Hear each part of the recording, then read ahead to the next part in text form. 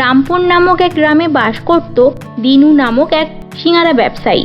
তার স্ত্রী এবং তার এক মেয়ে ছিল। সেই গ্রামে গ্রামে সিঙাড়া বিক্রি করে বেড়াতো। যা রোজগার করত তা দিয়েই কোনো মতে তাদের সংসার চলতো।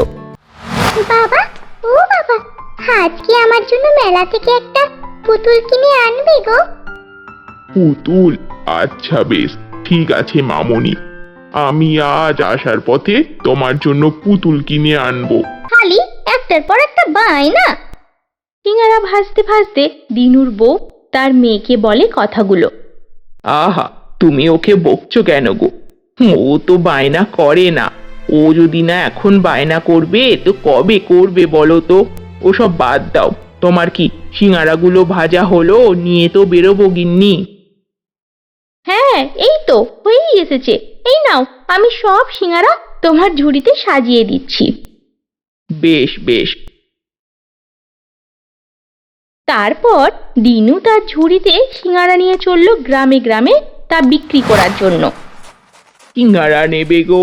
সিঙাড়া, সিঙাড়া, ভালো খাস্তা গরম গরম সিঙাড়া। কেউ নিলে নিয়ে যাও শিগগিরই। সিঙাড়া নেবে? সিঙাড়া নেবে গো? সিঙাড়া।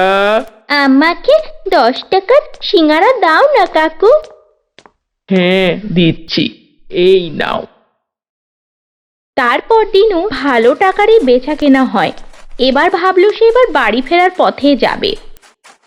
আজ আমার বেচা কেনা মোটামুটি ভালোই হয়েছে, তবে আজ বাড়ি ফিরে যাই।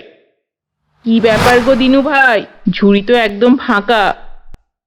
হ্যাঁ রামুদা, আজ আমার সব সিঙাড়াই বিক্রি হয়ে গেছে, তাই বাড়ি ফিরে যাচ্ছি। ও বাবা, তাই নাকি? তা বেলা পড়তে না পড়তেই তোমার সব সিঙাড়া বিক্রি হয়ে গেল? হ্যাঁ গো, ওই আর কি। ঠিক আছে, তবে এখন আমি চলি গো। ওদিকে আমার মেয়েটা আবার একটা পুতুল নিয়ে যেতে বলেছে।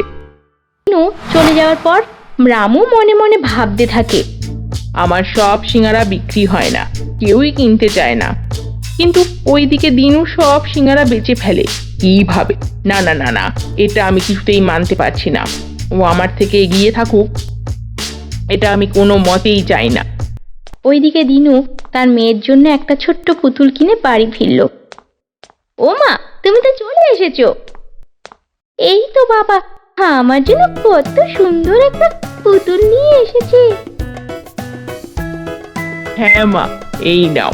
জানো তো গিন্নি, আজকে আমার সব সিঙাড়া বিক্রি হয়ে গেছে। আজ আমি ভালো টাকা রোজগার করতে পেরেছি।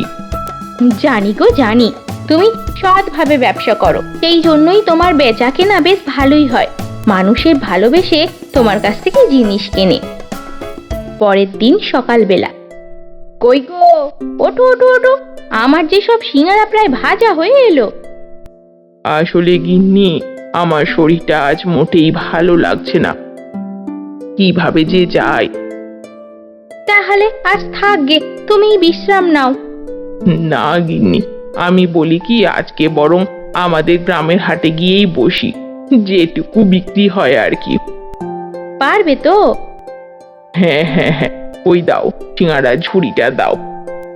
তারপর দিনু তার সিঙাড়া ঝুড়ি নিয়ে চলে গেল হাটে। ওইদিকে রামু, কি ব্যাপার, আজ আবার দিনু হাটে এসেছে যে? কি ব্যাপার দিনু, আজ আবার হাটে এসেছিস যে? আজ শরীরটা ভালো নেই, সেই জন্যই হাটে বসলাম। সবাই তো এবার তাহলে দিনুর থেকেই সিঙাড়া কিনবে, আমার থেকে তো এমনিতেই কেউ নিতে চায় না। আজ আর নেবে না। না না, আমাকে কিছু একটা করতেই হবে।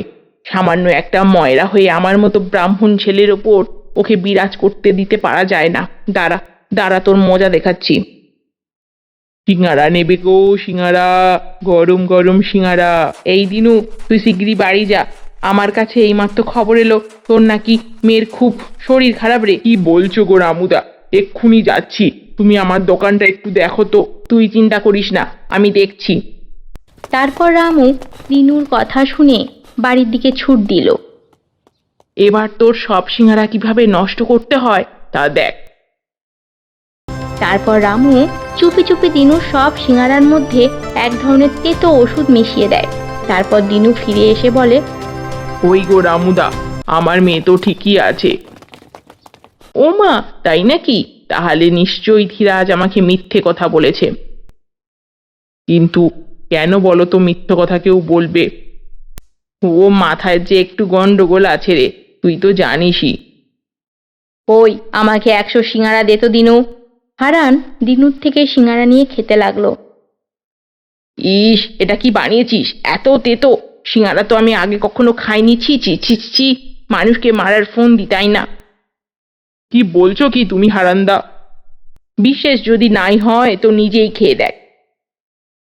তারপর দিনু নিজে খেয়ে দেখে। সত্যি তো, কিন্তু গিন্নি তো এরকম করে না। তুমি আমার সিঙ্গারা নিয়ে যাও, গরম গরম খাস্তা খাস্তা সিঙ্গারা আছে। দে দে দে, বাহ, তোরগুলো তো ভালোই স্বাদ। এই দিনু, তুই ওর বাজার থেকে তোর এই সিঙ্গারার ঝুড়ি নিয়ে এক্ষুনি। তারপর দিনু মন খারাপ করে মনের কষ্ট নিয়ে সেখান থেকে উঠে এলো। বাড়ি ফেরার পথে হঠাৎ এক বৃদ্ধা তার পথ আটকালো। কে গো তুমি? বাবা, আমাকে দুটো খেতে দিবি? আমি আর তোমাকে কি খেতে দেব বলো বুড়িমা? তোর ঝুড়িতে যে সিঙ্গারা আছে সব নিয়ে বাড়ি ফিরে যাচ্ছিস, তাহলে আমাকে ওই সিঙ্গারাগুলো দে না, আমি খাই। না না বুড়িমা, ওই সিঙ্গারাগুলো ভীষণ তেতো। আমি এক ক্ষুদ্রার্ত মানুষকে এইগুলো খেতে দিতে পারি না। আচ্ছা দাঁড়াও, আমি তোমাকে 5টা টাকা দিচ্ছি, তুমি কিছু কিনে খেয়ে নাও। তোর মন অনেক বড় রে, তুই অনেক সুখে থাকিস। আর সুখ বোধ হয় নেই গো আমার কপালে। ঠিক আছে, ওসব তুমি বাদ দাও গো বুড়িমা, তুমি তুমি বাড়ি ফিরে যাও। ওইদিকে রামু, দেখ কেমন লাগে, সব সিঙ্গারা নষ্ট হয়ে গেল তো। এখন ওইগুলো নিয়ে বাড়ি ফিরতে হবে শেষমেশ। এখন কেউ আর তোর থেকে আর সিঙ্গারা কিনবে না কখনো। কি গো, তুমি এই সব সিঙ্গারা নিয়ে বাড়ি ফিরে এলে যে? দিনু তার সব কথা বলল তার গিন্নিকে। হায় হায় হায়, এ কি কাণ্ড গো! তুমি চিন্তা করো না, তুমি একটু ঘুমাও, দেখো সব ভালো হয়ে যাবে আমাদের। তারপর সেদিন দিনু ঘুমিয়ে রাতে স্বপ্ন দেখলো সেই বৃদ্ধ লোকটি তাকে স্বপ্নে বলছে, তোর ঘরের বাঁ দিকে একটা লেবু গাছ আছে, সেই গাছের তলে একটা ঘটি আছে রে। এই ঘটির ভেতরে যেটা তুই পাবি সেটা তোর ঝুড়িতে রেখে দিস। পরের দিন সকালবেলা দিনু তার স্বপ্নের কথা তার গিন্নিকে খুলে বলল। তারপর সে লেবু গাছের তলা খুঁড়তেই পেল একটা ঘটি। আরে গিন্নি, এই তো দেখো, এই ঘটির ভেতরে একটা ছোট্ট সোনার সিঙ্গারা। কই, এই ঝুড়িতে রেখে দিই তো দেখি সিঙ্গারাটাতে কি হয়। তারপর দিনু ওই সোনার সিঙ্গারাটা তার ঝুড়িতে রাখে। ও বাবা, হে যে পুরো ঝুড়ি আমার সোনার সিঙ্গারাতে ভর্তি হয়ে গেল গো। বৃদ্ধটা তোমার সততার পুরস্কার দিয়েছে গো, পুরস্কার দিয়েছে। ওইদিকে রামু, হায় রে হায়, আমার কি হলো? ডাকাত এসে আমার সব টাকা পয়সা নিয়ে চলে গেল রে। তবে এখন আমার কি হবে? আর অন্যদিকে দিনু সুখে শান্তিতে জীবনযাপন করতে লাগলো। তো বন্ধুরা, আমার এই গল্পটা থেকে শিখলাম যে কখনো অন্য কারোর ক্ষতি করতে চাইতে দিন, তাহলে কোনো না কোনোভাবে নিজের ক্ষতি হয়। আর সৎভাবে থাকলে তুমি নিশ্চয়ই কোনো না কোনো দিন সততার ঠিক পুরস্কার পাবে।